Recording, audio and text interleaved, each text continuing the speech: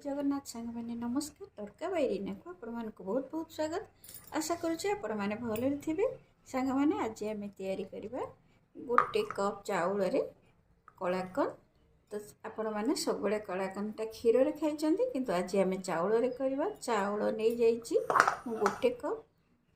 आ सांगे नहीं जाइए नड़िया half cup एथरे नड़ियार quantity T आम अधिका दबा सांग मैंने वीडियोटी भल लगे लाइक शेयर सब्सक्राइब करनी पाखे थी बेल आइकन को क्लिक करनी जहाद्वारा आपण मैंने मोर सब वीडियो नोटिफिकेशन प्रथमे पाइपर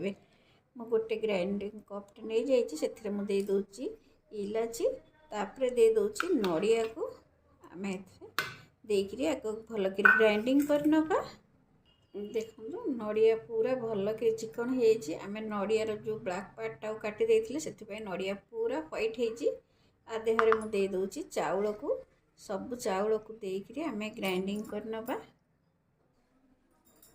मैं गोटे बड़ ग्राइंडर कप को ट्रांसफर कर नौची एबे सब चाउल मुझे दे देछि चाउल देकर एथरे मु दे दूची टिकिए चीनी हाफ टी स्पून रो चीनी देछि गोटे पिंच लूण देछि तापर मु दे देछि गोटे चामच रो फ्रेश दही मु गोटे चामच रो फ्रेश दही देछि खट्टा दही बिल्कुल देबेनी फ्रेश दही ही देबे देकर याको आमे पूरा चिकन करिकरी पेस्ट करिवा एबे देखंतु एटा को मु भल्लो करी चिकन करी बाटिकी नहीं आसी आमे गोटे जगार सिझेबा तो मैं एमती गोटे प्लेट नहीं जाइए ता देहरे दे दूची घी को घी लगे आम चारिआडे जमती आमर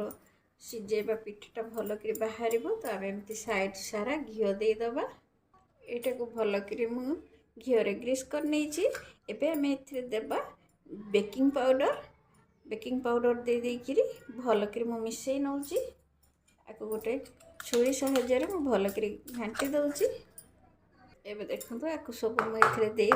देकर आम टे टैप कर नबा जोठी किसी एयर बबल्स थिबो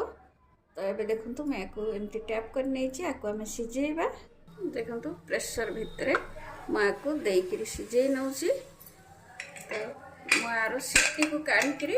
केवल आकु एमती घोड़े देची और सीटी को बाहर कर देची आकु एमती आम घोड़े देकर 10 मिनिट पर छाड़ी नबा 10 मिनिट एबे हे गलानी आकु बाहर कर नौची देखंतु ये भल भाव फुली गलानी आम गोटे फोक किंबा गोटे छुरी साहाय्य एमती ताकू चेक कर नबा जदि लगुच ताहले आम आउ टिके समय आकु सिझेबा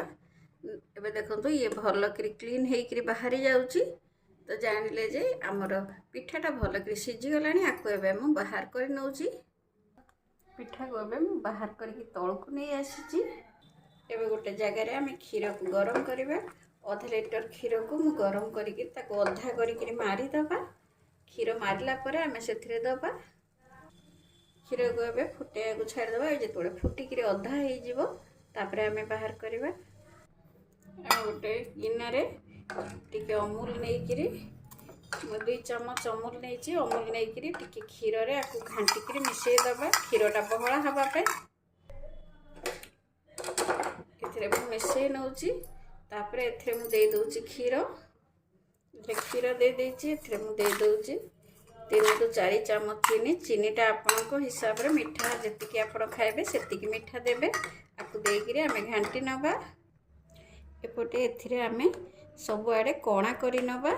कणा करके देले कणा कर देले ही क्षीरटा आमर पिठा भितर भल कर पशिबो एबे ऊपर आमे क्षीर को ढाली दबा